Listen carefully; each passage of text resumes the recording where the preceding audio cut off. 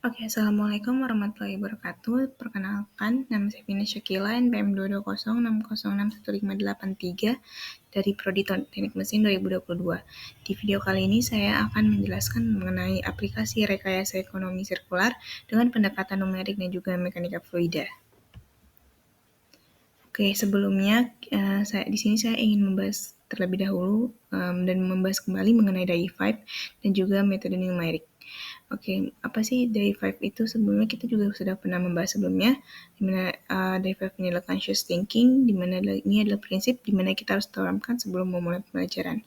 Nah, di DAI5 ini kita harus di conscious thinking ini maksudnya adalah kita harus selalu berpikir secara sadar dengan diri sendiri dan dapat kritis dengan masalah yang akan dihadapi. Nah, dari DAI5 ini memiliki langkah-langkah. Yang pertama itu adalah intention, yaitu ini, dan kemudian ada initial thinking about the problem, ketiga adalah idealization, dan terakhir adalah instruction. Nah, oke, selanjutnya kita akan membahas apa itu metode numerik. Jadi, metode numerik adalah teknik atau algoritma yang digunakan untuk menemukan solusi numerik dari masalah matematika yang seringkali tidak dapat diselesaikan secara analitik. Nah, metode numerik ini sangat penting dalam berbagai bidang ilmu pengetahuan, teknik, dan matematika, terutama ketika berhadapan dengan persamaan diferensial, integral, aljabar linear, dan juga optimasi. Oke, selanjutnya di sini saya akan membahas apa itu Circular Economic Engineering. Jadi, Circular Economic Engineering atau ekonomi sirkular adalah sistem ekonomi yang bertujuan untuk meminimalkan produk dan memaksimalkan penggunaannya kembali sumber daya. Dalam konteks rekayasa ekonomi sirkular diterapkan melalui berbagai metode yang melibatkan daur ulang, penggunaan kembali, remanufaktur, dan juga perbaikan.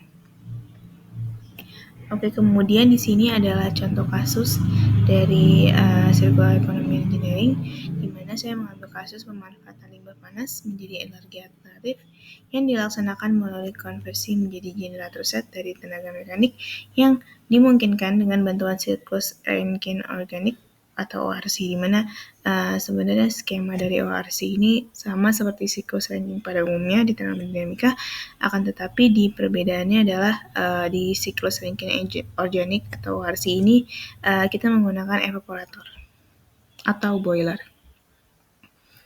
Oke, selanjutnya di sini adalah contoh dari penerapan metode numerik dan juga mekanik fluida menggunakan CFD atau Computational Fluid Dynamics, di mana di sini kita akan menggunakan metode ini dalam memenuhi permasalahan kasus Circular Economic Engineering.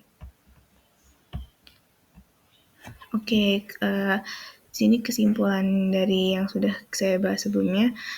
Penggunaan metode numerik seperti Computational Fluid Dynamics atau CFD dalam produksi energi terbarukan adalah contoh nyata penerapan mekanika fluida dan metode numerik dalam rekayasa ekonomi sirkular. Dengan memodelkan dan mengoptimalkan aliran fluida dalam berbagai proses, efisiensi sistem dapat ditingkatkan secara signifikan. Nah, implementasi ini tidak hanya memberikan manfaat lingkungan, tetapi juga ekonomi dengan menghasilkan energi terbarukan.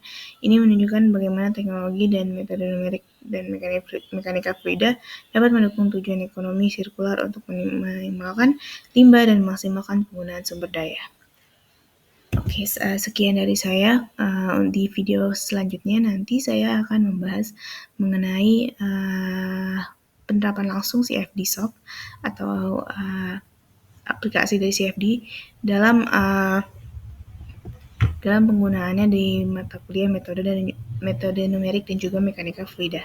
Sekian dari saya, kurang lebihnya mohon maaf. Wassalamualaikum warahmatullahi wabarakatuh.